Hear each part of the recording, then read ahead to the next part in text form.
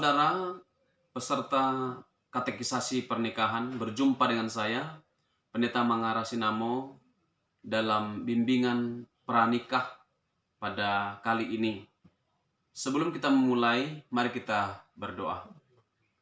Bapa di dalam sorga, kami menyerahkan pertemuan secara virtual dengan saudara-saudara kami dalam bimbingan pranikah ini. Tuntunlah kami Tuhan untuk mengerti makna, pondasi, dan tujuan pernikahan menurut kehendak Allah. Dalam nama Yesus Tuhan kami berdoa dan berserah diri. Amin. Shalom saudaraku, kita akan belajar tentang katekisasi pernikahan atau bimbingan pernikahan Kristiani. Lazimnya sebelum menikah, maka setiap pasangan, baik pemuda atau pemudi, harus mempersiapkan diri dengan pemahaman apa itu pernikahan, apa dasar pernikahan menurut Alkitab, apa tujuan pernikahan menurut firman Tuhan, dan bagaimana pernikahan dilangsungkan dan berjalan dengan baik dalam tuntunan Tuhan. Baiklah, kita mulai. Yang pertama kita akan membaca landasan pernikahan Kristiani atau landasan pernikahan menurut kitab suci kita pada bagian pertama ini. Dalam kitab Kejadian pasal 2 ayat 18 dikatakan demikian.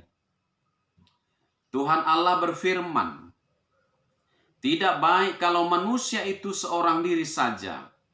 Aku akan menjadikan penolong baginya yang sepadan dengan dia."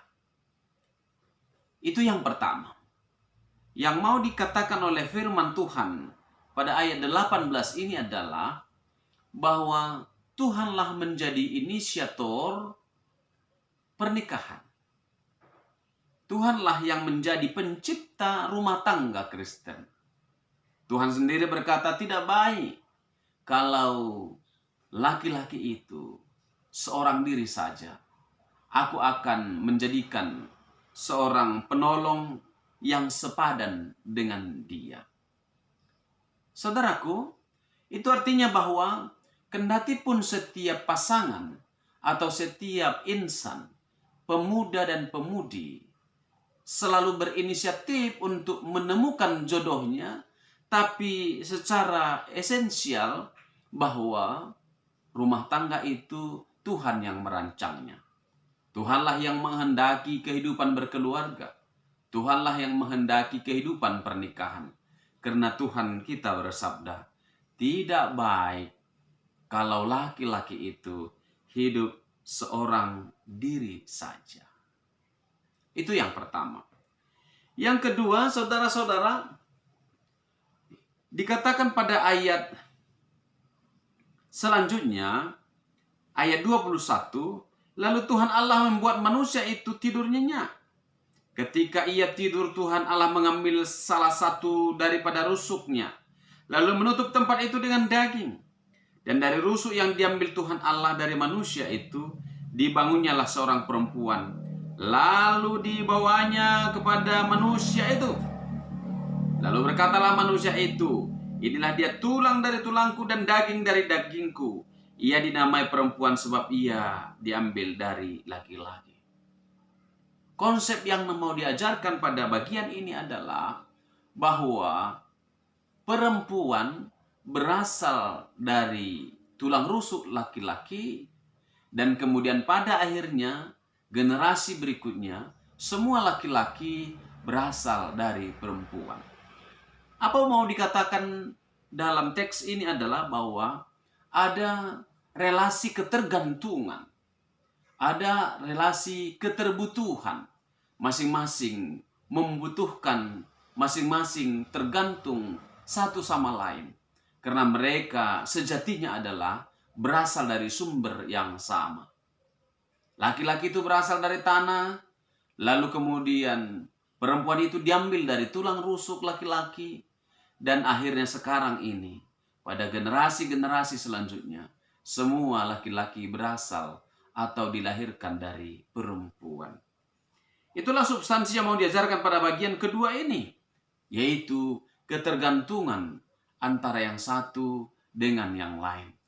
Laki-laki tidak bisa menggantikan pasangannya dengan hewan-hewan. Demikian perempuan tidak bisa menggantikan pasangannya dengan makhluk-makhluk yang lain selain daripada manusia, yaitu laki-laki. Karena dari situlah dia diciptakan oleh Tuhan. Tuhan mau mengajarkan sebuah analogi ketergantungan itu melalui bagaimana cara Tuhan menciptakan laki-laki dan bagaimana Tuhan menciptakan perempuan. Saudaraku, lalu berkatalah manusia itu, inilah dia, tulang dari tulangku, daging dari dagingku. Ia dinamai perempuan sebab ia diambil dari laki-laki.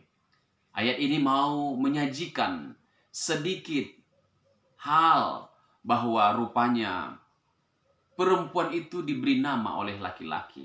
Maka ada aspek di mana perempuan itu harus menghormati suaminya. Karena laki-laki itulah yang memberi nama terhadap perempuan itu. Itu nyata nanti akan saya jelaskan dalam Efesus pasal 5 ayat 22 sampai 33.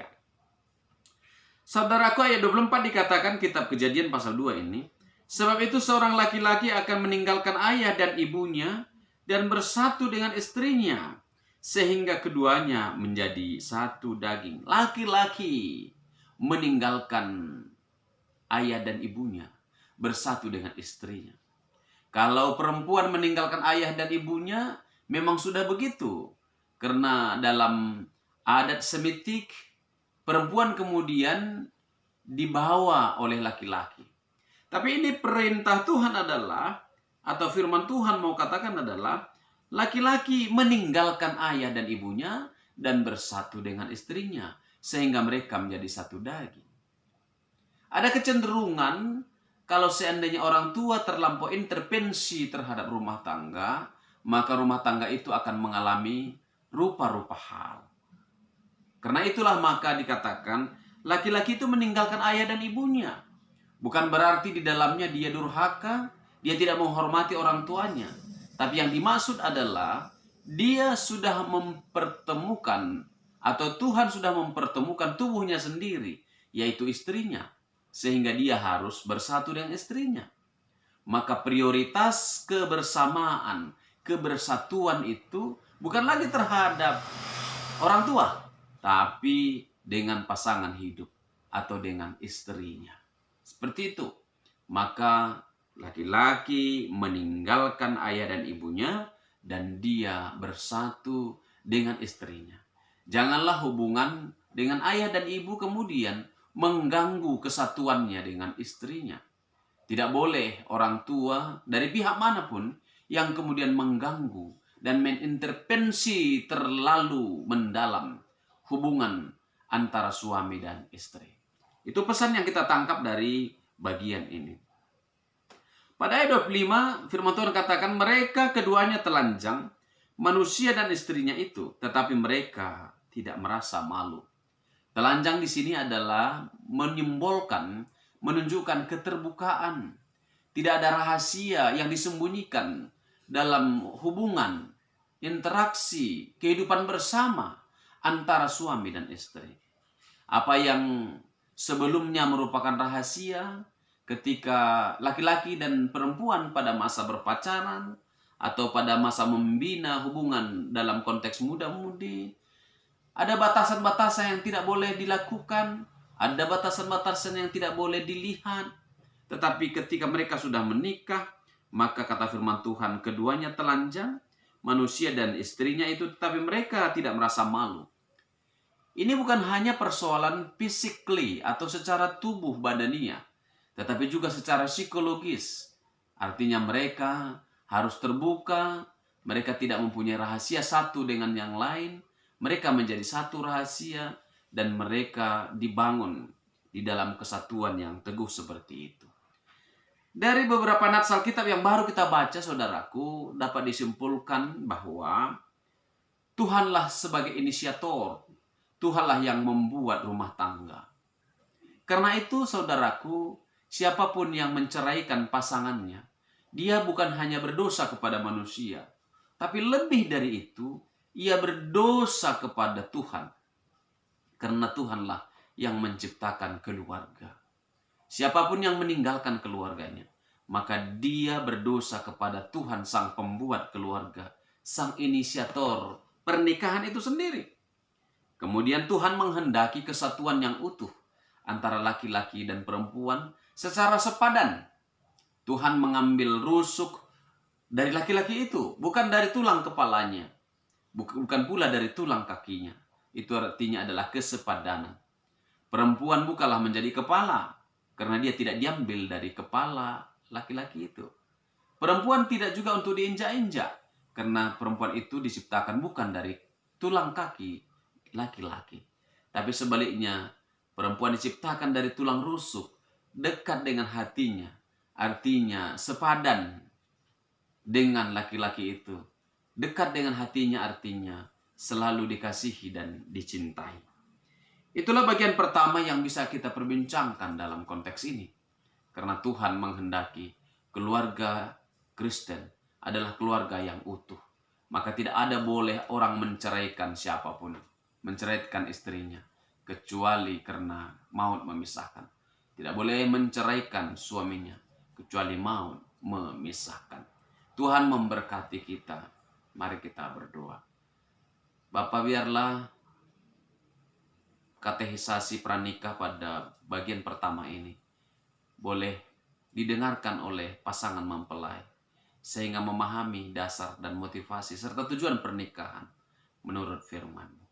Dalam nama Yesus kami berdoa dan mengucap syukur. Amin.